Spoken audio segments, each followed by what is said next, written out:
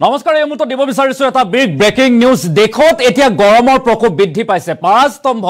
ইমানেই বৃদ্ধি পাইছে যে অসহ্যকৰ গৰম সহ্য কৰিব নোৱাৰি এনেদৰে এতিয়া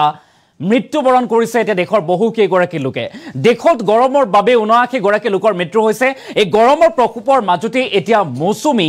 আগতীয়াকৈ মৌচুমী বায়ুৰ প্ৰৱেশ আৰু সেই মৌচুমী বায়ুৱে এতিয়া যথেষ্ট প্ৰভাৱ পেলাব পাৰে বুলি উল্লেখ কৰা হৈছে বতাহ বৰষুণ বা এইবাৰ ৰাজ্যটো বান পৰিস্থিতি অতি ভয়ংকৰ হ'ব বুলি আগজাননী প্ৰেৰণ কৰিছে বতৰ বিজ্ঞান কেন্দ্ৰই আমি সবিস্তাৰে খবৰটো লৈ অহাৰ চেষ্টা কৰিম এটা ডাঙৰ খবৰ জনোৱাৰ চেষ্টা কৰিছো প্ৰখৰ ৰ'দ আৰু গ্ৰীষ্ম প্ৰবাহৰ ফলত দেখত ৭৯ গৰাকী লোকৰ মৃত্যু হৈছে প্ৰচণ্ড গৰমৰ বাবে দেশৰ ৭খনকৈ ৰাজ্যত প্ৰাণ হেৰুৱাইছে এনেদৰে এতিয়া ৭৯ গৰাকী লোকে আৰু আগতীয়া মৌচুমীৰ প্ৰৱেশেও দেশত কমাব পৰা নাই এতিয়া গৰমৰ প্ৰকোপ দেশৰ ভিন্ন প্ৰান্তত এতিয়া উষ্ণতাই দহা দেখিবলৈ পোৱা গৈছে মে মাহৰ অন্তিম তাৰিখতো দেশৰ ভিন্ন প্ৰান্তত ৫০ৰো অধিক পাৰাস্তম্ভ আৰু গৰমৰ ফলত বিহাৰত সৰ্বাধিক ৪৪ গৰাকী লোকৰ মৃত্যু হৈছে আৰু বিপৰীতে ঝাৰখণ্ডত ১৫ আৰু উৰিষ্যাত ১০ গৰাকী আৰু ৰাজস্থানত ৫ গৰাকী লোকৰ গৰমৰ বাবে মৃত্যু হৈছে আৰু সমান্তৰালকৈ ছত্তীশগড়ত ৩ গৰাকী উত্তৰ প্ৰদেশ আৰু দিল্লীত একোজনকৈ লোকৰ গৰমৰ বাবে মৃত্যু হোৱাৰ খবৰ আহিছে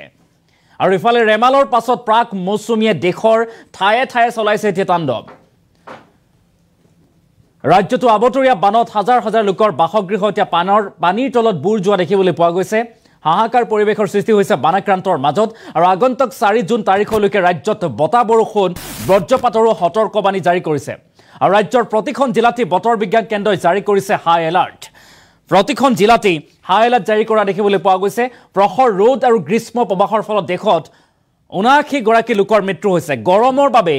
এতিয়া দেখিবলৈ পোৱা গৈছে ৭৯ গৰাকীৰ মৃত্যু প্ৰচণ্ড গৰম সহ্য কৰিব নোৱাৰি দেশৰ ৭খনকৈ ৰাজ্যত এনেদৰে ৭৯ গৰাকী লোকে প্ৰাণ হেৰুৱাইছে আৰু আগতীয়া মৌচুমীৰ প্ৰৱেশেও দেশত এনেদৰে কমাব পৰা নাই গৰমৰ প্ৰকোপ কিন্তু শেহতীয়াভাৱে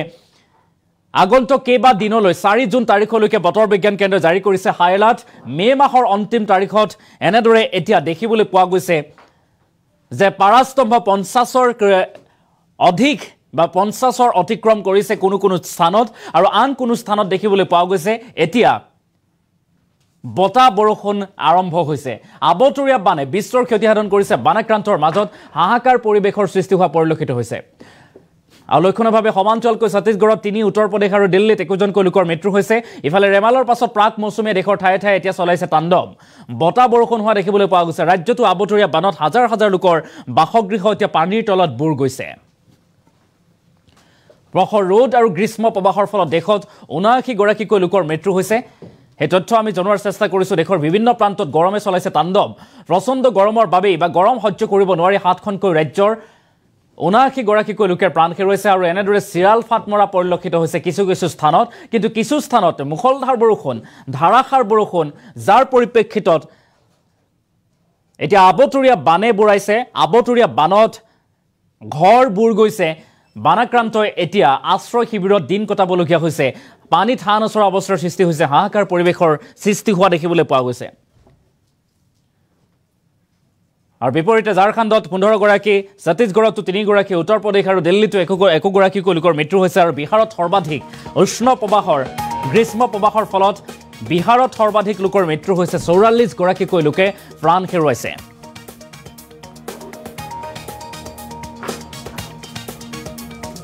আৰু ৰাজ্যটো আবতৰীয়া বানত হাজাৰ হাজাৰ লোকৰ বাসগৃহ এনেদৰে এতিয়া পানীত বুৰ গৈছে কিন্তু তাৰ মাজতে এই গৰম দেশৰ বিভিন্ন প্ৰান্তত গৰমৰ প্ৰকোপ বৃদ্ধি পাইছে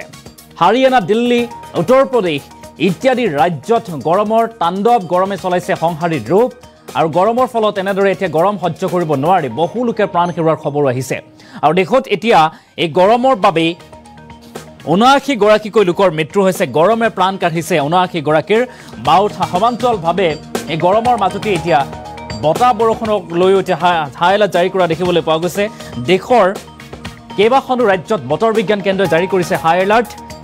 য'ত মৌচুমীয়ে খুন্দা মাৰিব পাৰে মৌচুমীয়ে খুন্দা মৰাৰ পৰিপ্ৰেক্ষিতত এনেদৰে এটা বতাহ বৰষুণ হ'ব পাৰে যাৰ বাবে হাই এলাৰ্ট জাৰি কৰিছে এতিয়া বতৰ বিজ্ঞান কেন্দ্ৰই কিছু দৃশ্যাংশ আমি দেখুৱাৰ চেষ্টা কৰিম যে দেখত প্ৰচণ্ড উত্তাপ গৰমৰ বাবে এনেদৰে এতিয়া বহু লোকৰ মৃত্যু হৈছে ৭৯ গৰাকী লোকৰ মৃত্যু আৰু সমান্তৰালভাৱে বতাহ বৰষুণক লৈ এতিয়া জাৰি কৰিছে হাই এলাৰ্ট দেশৰ কেইবাখনো জিলাত ৰাজ্যত দেশৰ কেইবাখনো ৰাজ্যত হাই এলাৰ্ট জাৰি কৰিছে বতাহ বৰষুণে ল'ব পাৰে ভয়ংকৰ ৰূপ বানে আবতৰীয়া বানে এতিয়া কালৰূপ ধাৰণ কৰিব পাৰে বিস্তৰ ক্ষতি সাধন কৰিব পাৰে বানত উটি যাব পাৰে ঘৰ দুৱাৰ আচবাব সামগ্ৰী গতিকে সকলোকে সাৱধানবাণী জাৰি কৰা দেখিবলৈ পোৱা গৈছে আৰু ৰাজ্যটো প্ৰত্যেকখন জিলাতে এতিয়া জাৰি কৰিছে হাই এলাৰ্ট অৰেঞ্জ এলাৰ্ট পৰ্যন্ত জাৰি কৰা হৈছে যাৰ বাবে কোৱা হৈছে বজ্ৰপাত বতাহ বৰষুণ ধুমুহাই বিস্তৰ ক্ষতি সাধন কৰিব পাৰে 40 পৰা 50 কিলোমিটাৰ গতিবেগত আহিব পাৰে ধুমুহা বৰষুণ আৰু সেই ধুমুহাই বিস্তৰ ক্ষতি সাধন কৰিব পাৰে গতিকে সকলোকে সাৱধান হৈ থাকিবৰ বাবে আহ্বান জনাইছে এতিয়া বতৰ বিজ্ঞান কেন্দ্ৰ আঞ্চলিক বতৰ বিজ্ঞান কেন্দ্ৰৰ তৰফৰ পৰা কোৱা হৈছে এই কথা য'ত সকলোকে সাৱধান হৈ থাকিবৰ বাবে এলাৰ্ট জাৰি কৰিছে এতিয়া বতৰ বিজ্ঞান কেন্দ্ৰই আৰু গৰমৰ ফলতো এনেদৰে এতিয়া বহু লোকে প্ৰাণ হেৰুৱাইছে 79 গৰাকীকৈ লোকৰ মৃত্যু আৰু সমান্তৰালকৈ